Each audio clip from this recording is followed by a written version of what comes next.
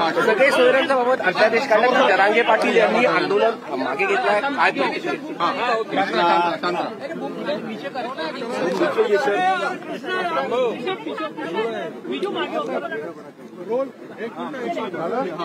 देवेंद्र, आज मराठा समाजाच्या सर्व मागण्या पूर्ण केल्या सरकारनं असा दावा होता. जरांगेंनी पण उपोषण संपवलं आहे. नाही, मला अतिशय आनंद आहे की जे काही आंदोलन सुरू होतं, उपोषण सुरू होतं आणि चलो मुंबई सुरू होतं, त्याला आज एक प्रकारे अतिशय चांगला मार्ग निघून आणि त्याची सांगता झालेली आहे. आमचे सन्माननीय मुख्यमंत्री श्री एकनाथ शिंदेजी यांच्या नेतृत्वात आमच्या सरकारने या संदर्भात एक अतिशय सकारात्मकता दाखवली होती आणि आज मला आनंद आहे की मुख्यमंत्र्यांच्या नेतृत्वात आज हा प्रश्न या ठिकाणी सुटलेला आहे. मी श्री मनोज जरांगे पाटील यांचं देखील अभिनंदन करतो आणि त्यांचेही आभार मानतो की हा जो काही मार्ग आहे तो मार्ग त्यांनी स्वीकारला. कारण आम्ही सुरुवातीपासून हे सांगण्याचा प्रयत्न करत होतो की जो काही मार्ग आहे तो आपल्याला कायदेशीर काढावा लागेल, कायद्याच्या आत राहून काढावा लागेल, संविधानाच्या आत राहून काढावा लागेल आणि म्हणून सरसकट आपल्याला करता येणार नाही. मात्र ज्यांच्याकडे नोंदी आहेत त्यांच्या रक्तनात्यातल्या लोकांना आपल्याला ते देता येईल आणि त्या संदर्भात सर्वोच्च न्यायालयाचे देखील आदेश आहेत, त्या संदर्भात संविधानाची देखील तरतूद आहे आणि त्यामुळे अशा प्रकारचा मार्ग जर निघाला तर त्यातनं ज्या काही अडचणी आहेत त्या अडचणी आपल्याला दूर करता येतील आणि मला आनंद वाटतो की हा जो काही मार्ग आहे तो मार्ग सरकारने त्या ठिकाणी स्वीकारला आणि आंदोलक असलेले श्री मनोज जरांगे पाटील यांनी देखील स्वीकारला. यामुळे मराठा समाजाचा एक मोठा प्रश्न देखील सुटणार आहे आणि त्याचसोबत सगळ्यात महत्वाचं जे आहे की ओबीसी बांधवांच्या मनामध्ये जी भीती होती की कुठेतरी आमच्यावर अन्याय होईल का, तर ओबीसी बांधवांवर देखील कुठलाही अन्याय आम्ही यामध्ये होऊ दिलेला नाही. त्यामुळे मला असं वाटतं की राज्यातल्या सगळ्या समाजांना न्याय देण्याचा जो प्रयत्न राज्य सरकारचा आहे त्यातनं आजचा अतिशय चांगला अशा प्रकारचा निर्णय घडलेला आहे. जो जीआर सांगितला जात आहे त्याला 16 फेब्रुवारीपर्यंत एक हरकती आक्षेपची पण एक त्याच्यामध्ये तरतूद आहे. भुजबळ साहेबांनी काहीशी नाराजी व्यक्त केली आहे.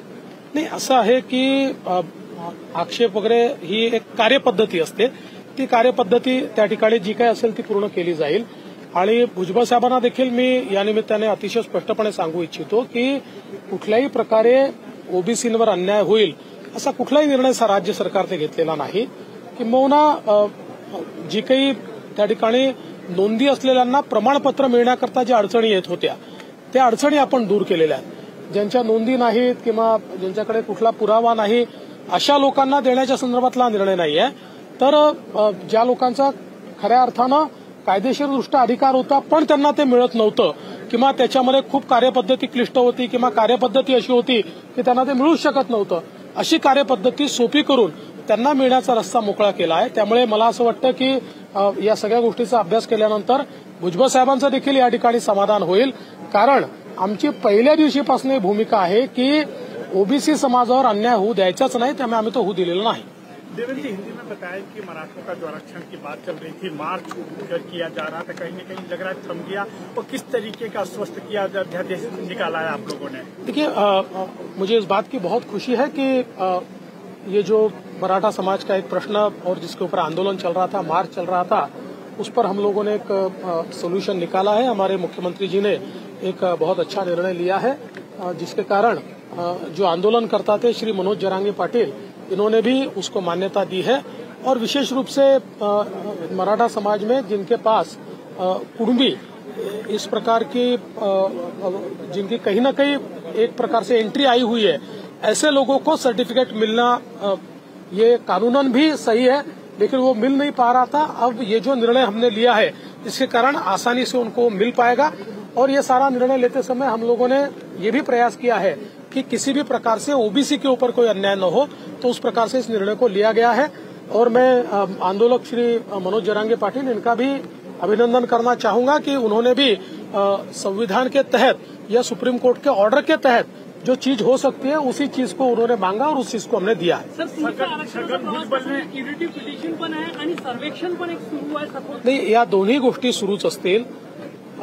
कारण शेवटी ज्या लोकांकडे कुठल्याच नोंदी नाहीत रक्तनात्यातील नोंदी नाहीत त्यांचाही प्रश्न आपल्याला सोडवावा लागेल. त्याच्यामुळे हा एक मोठा समाज आहे, तर त्याकरता या सगळ्या जे काही सर्वेक्षण आहे ते सर्वेक्षण चाललेलं आहे.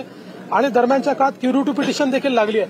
क्युरेटिव्ह पिटिशन सक्सीड व्हावी असा आमचा प्रयत्न आहे, पण काही कारणाने त्याच्यामध्ये आवश्यक किंवा अपेक्षित रिलीफ मिळाला नाही.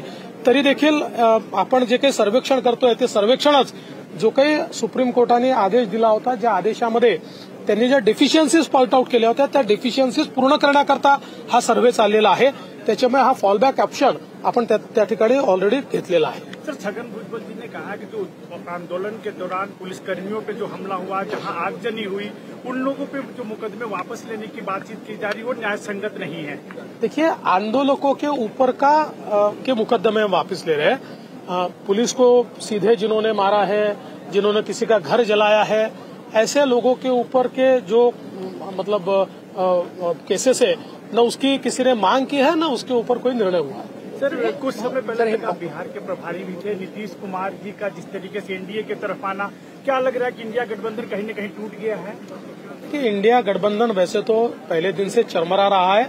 बाकी मैं तो महाराष्ट्र का नेता हूँ, महाराष्ट्र की राजनीति देख रहा हूँ, इसलिए इसके ऊपर मैं आज कोई कमेंट नहीं करूंगा. लेकिन मुझे खुशी है इस बात की कि सभी लोग मोदी जी के नेतृत्व पर विश्वास रख रहे हैं. बिहारचा इम्पॅक्ट महाराष्ट्रावर पण होईल. असं आहे की गुन्हे मागे घेण्याचा आदेश आम्ही दिलेला आहे आणि आंदोलनातले जे काही गुन्हे आहेत, मग ते अंतरावली सराटीचे असो किंवा इतर ठिकाणचे असो, ते गुन्हे निश्चितपणे मागे घेतले जातील. मात्र घर जाळण्याचे गुन्हे असतील, पोलिसांवर ज्या ठिकाणी ज्यांनी थेट हल्ला केलेला आहे किंवा डायरेक्ट आग लावली आहे, सरकारी बसेस जाळलेल्या आहेत, असे जे काही गुन्हे आहेत त्या गुन्ह्यांच्या संदर्भात आपल्याला माहिती आहे की कोर्टाचाच आदेश आहे की असे गुन्हे हे कोर्टाच्या आदेशाशिवाय परत घेता येत नाही. बाकी सगळे जे गुन्हे आहेत आंदोलनातले ते सगळे आम्ही परत घेतो. देवेंद्र, काल पुण्यामध्ये आंदोलन कव्हर करताना काही पत्रकारांना मारहाण झालेली आहे. पोलिसांकडून जी मारहाण करण्यात आली त्याच्यावर कारवाईची मागणी. निश्चित मी त्याची माहिती घेईल आणि कुठेही पोलिसांनी जर अतिरेक केला असेल तर त्याच्यावर कारवाई केली जाईल. शेवटी पत्रकार आपलं काम करत असतात, त्याच्यामुळे निश्चितपणे कुठल्याही परिस्थितीमध्ये पत्रकारांना अशा कुठल्या गोष्टीला सामोरं जावं लागू नये याची काळजी घेतली जाईल. लोकशाही मराठी ऐका, पहा, जागरूक रहा.